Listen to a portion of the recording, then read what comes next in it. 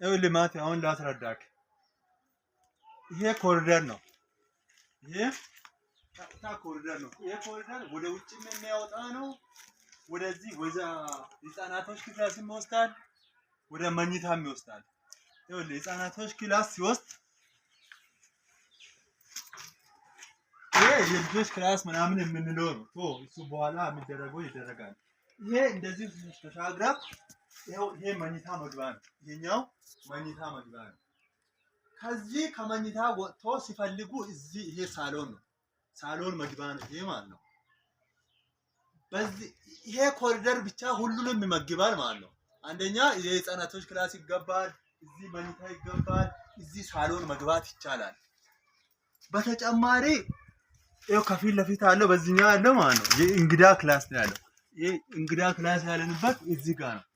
ይሄ ኮሪደር ነው ሁሉንም ማለት የሚመግበው ማለት ነው። አሁን ዛሬ የተደረገው ይሄ ሜትር ከ40 በር ነው የነበረው። ይሄኛው ይሄ ሜትር ከ40 በር ነው የነበረው። ሜትር ከ40 የነበረው አሁን አንተ የምትለው ይሄ ይሸፈንና ያኛው መጋቢ ሆኖ ይሄ ፍሬንች ዶር 2 ሜትር ይሆን ነው የምትለኝ። አሁን በተጨማሪ ዛሬ ተሰራው ይሄ ፍሬንች ዶር ተሰራ።